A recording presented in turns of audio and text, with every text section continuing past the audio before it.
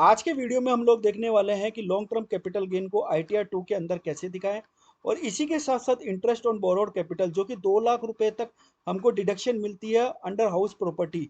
और ये carry forward होता है लॉस जो आपकी सैलरी की यदि इनकम है तो उसमें से माइनस हो जाता है। उसको आईटीआर 2 में कैसे दिखाएं ये हम लोग देखने वाले हैं। आईटीआर 2 को सेलेक्ट करने के बाद प्रोसीड विद आईटीआर 2 करेंगे, लेट्स गेट स्टार्टेड पे क्लिक करेंगे। इसके बाद जो ये ऑप्शन आ रहा है इसको कंटिन्यू करते हुए हम अब जो नेक्स्ट हमारा है, यहाँ पर दो चीज़ें आती है। पहली कि जनरल इन्फॉर्मेशन उस पर ऑटोमेटिकली क्लिक रहता है। दूसरा शेड्यूल 5A जो कि पोर्तुगीज सिविल कोड में अगर आप है तो उस पर एप्लीकेबल होता है। ये मेरे केस में एप्लीकेबल नहीं है तो मैं कंटिन्यू करता हूँ। कंटिन्यू करने के बाद में पॉपअप आएगा कि बेसिक आपने जो इन्फॉर्मेशन सेलेक्ट की है उसके बेसिस पर जो है शेड्यूल्स ऑटो पॉपुलेट होंगे। इसके बाद में ये जो आ रहा है इसको स्किप द क्वेश्चन कर दीजिए। स्किप क्वेश्चन करने के बाद में यहाँ पर आपके पास में डिफरेंट शेड्यूल्स आ जाएंगे। फ्रेंड्स यहाँ पर देखिए general information salary capital gain schedule आ रहा है, लेकिन यहाँ पर कहीं भी आपको हाउस प्रॉपर्टी की इनकम वाला शेड्यूल देखने को नहीं मिलेगा। ऐसा क्यों? इसका एक रीज़न है। जब शेड्यूल सिलेक्शन किया जाता है तो यहाँ पर इनकम जो है वहाँ पर 5 लिखा हुआ आता है। इस पर आपको क्लिक करना है और यहाँ पर देखिए कि क्या हो रहा है कि मेरा सैलरी पर तो टिक है, शेड्यूल कैपिटल गेन पर भी टिक है, लेकिन हाउस प्रॉपर्टी पर अनटिक है। तो यहाँ पर मेरे को पहले इसको टिक करना पड़ेगा। उसके बाद में मेरे को नीचे स्क्रॉल करते हुए कंटिन्यू पर क्लिक करना है। यहाँ पर क्लिक करने के बाद में इसकी द क्वेश्चंस करने के बाद में अब आप देखिए कि आपको जो है शेड्यूल आ रहा है हाउस प्रॉपर्टी का। अब इसका इंफॉर्मेशन कैसे देना है यहाँ पर हम सेलेक्ट कर लेते हैं। यहाँ पर आपको ऐड डिटेल्स दिखाई देगी, इस पर क्लिक करना है। यहाँ पर सबसे पहले वो आपका एड्रेस मांगेगा प्रॉपर्टी का, तो आपका जो भी एड्रेस है वो एड्रेस आप यहाँ पर फिल कर दीजिए। उसके बाद में जो टाउन है, सिटी है, वो आपको यहाँ पर फिल करना है। इसके बाद में आप जैसे ही पिन कोड नंबर डालेंगे, पिन कोड नंबर डालते ही वो स्टेट ऑटोमेटिकली ले लेगा। रीजन मेरा हमें इंडिया ही रहेगा। अब आपको बताना है कि ओनर ऑफ प्रॉपर्टी आप सेल्फ है, स्पाउस है, माइनर है, क्या है। तो जैसे मैं सेल्फ डाल देता हूँ। क्या इसमें कोई को ओनर भी है? अगर है तो आप उसको यस कर देंगे। यस करने के बाद में को ओनर का आपको नाम देना है। नाम ही यहाँ पर मैंडेटरी है। आपको पैन नंबर देना है नहीं देना वो आपके ऊपर है। इसके बाद में उसका रेशियो बताना है कि वो ओनर कितने परसेंट के रेशियो का है। उसके बाद में आपको यहाँ पर ये टाइप ऑफ हाउस प्रॉपर्टी में ये सेलेक्ट करना है कि सेल्फ ऑक्युपाइड है, लेट आउट है, डीम्ड लेट आउट है। मेरे केस में सेल्फ ऑक्युपाइड है। अब ये यहाँ पर बता देगा कि जो interest payable on borrowed capital है वो कितना है। अब अगर मैं इसको 2 लाख, मेरे को पता है 2 लाख रुपए तक ही मैक्सिमम मैं इसमें डिडक्शन क्लेम कर सकता हूँ। अगर मैं 2,10,000 लिखूंगा तो यहाँ पर ये मेरे को एरर देने लग जाएगा। तो इसलिए मैं यहाँ पर इसको 2 लाख रुपए लिख देता हूँ। 2 लाख रुपए लिखने के बाद में इसको ऐड करूंगा तो यहाँ पर देखिए मेरा जो इनकम फ्रॉम हाउस प्रॉपर्टी है वो माइनस में आने लग गया 2 लाख रुपए। अब अगर मेरा कोई सैलरी का इनकम है तो ऑटोमेटिकली ये 2 लाख रुपए सैलरी की इनकम में से माइनस हो जाएंगे। इसके लिए अभी हमको क्या करना पड़ेगा? इसके लिए अब सबसे पहले आपको यहाँ पर नीचे एक और शेड्यूल्स होते हैं, उसके अंदर आपको देखना पड़ेगा details of income after set off current year losses. यहाँ पर आप देखिए कि मेरे केस में loss to be set off 2 lakh रुपए लिख कर आ गया हाउस प्रॉपर्टी का इनकम। इसके बाद में अगर आप नीचे जाएंगे तो ये पूछेगा आपसे कि आपको इसको कंफर्म करना है, आप इसको कंफर्म कर दीजिए। कंफर्म करने के बाद में अब आप नीचे अपने कंप्यूटेशन को देखने जाएंगे, जो कि ये होता है शेड्यूल आपका। नीचे जो है पार्ट बी टी आई जो शेड्यूल होता है टोटल इनकम का। जब आप यहाँ पर देखने जाएंगे तो यहाँ पर देखिए कि मेरा अदर सोर्सेज का इनकम 229 आ रहा है और जो मेरा लॉसेज है वो 2 लाख आ रहा है। इस तरीके से उसने सेट ऑफ करके बैलेंस बता दिया 29,895। तो इस तरीके से आप ध्यान रखिए कि अगर आपकी हाउस प्रॉपर्टी का अगेंस्ट में आपने कोई इंटरेस्ट पे कर रखा है तो उसका क्लेम आपको लेना है शेड्यूल ऑफ हाउस प्रॉपर्टी में। फ्रेंड्स अब हम बात करते हैं कैपिटल गेन की कि लॉन्ग टर्म कैपिटल गेन को कैसे दिखाया जाए। शेड्यूल ऑफ कैपिटल गेन पर आपको क्लिक करना है। क्लिक करने के बाद में तीसरे नंबर का जो आता है कंपनी और unit of equity oriented under section 112A उसको सेलेक्ट कर लेना है। उसके बाद में आपको नीचे जाना है और अगर कोई बिजनेस ट्रस्ट वाला भी है तो उसको भी आप सेलेक्ट कर सकते हैं। कंटिन्यू पर क्लिक करना है। फिर यहाँ पर वो आपसे ऐड डिटेल्स के लिए बोलेगा। अब ये लोडिंग हो रहा है।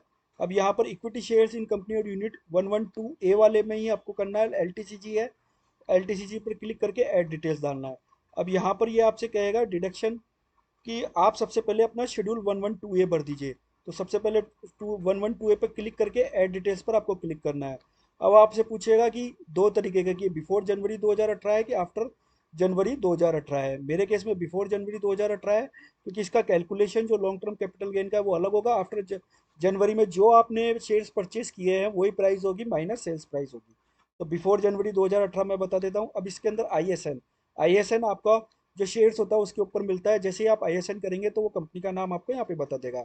जितनी भी नंबर ऑफ शेयर्स है वो आपको यहाँ पर डालने हैं। तो मेरे केस में सपोज 2000 शेयर्स है, मैं यहाँ पर डाल देता हूँ।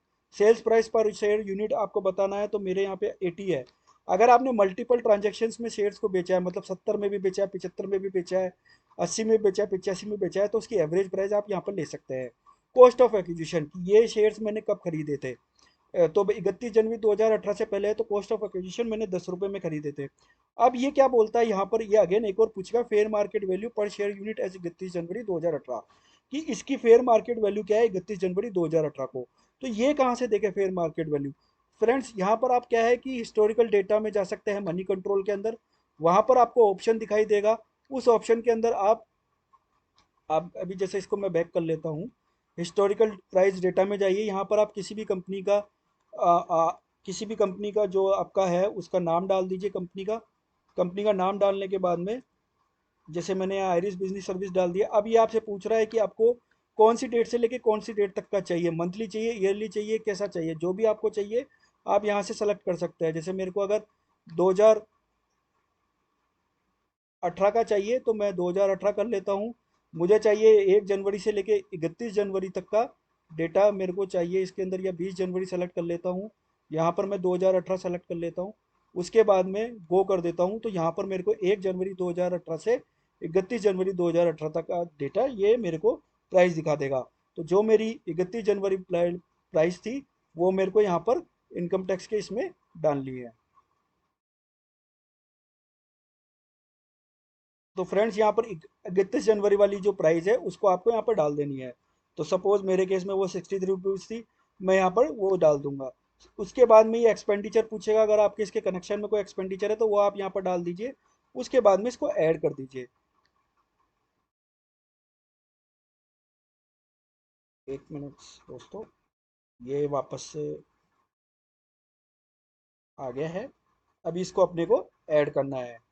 ऐड करने के बाद में फ्रेंड्स, यहाँ पर ऐड करने के बाद में ये मेरा आ गया। इस ये ऑटोमेटिकली मेरे को कैलकुलेशन करके बता देगा कि मेरा जो है बैलेंस क्या बचता है। तो 34,000 रुपीज़ का मेरा जो है मेरा कैपिटल गेन आ गया। इसको मैं कंफर्म कर दूंगा। कंफर्म करने के बाद में आपको एक और शेड्यूल को फाइल करना है।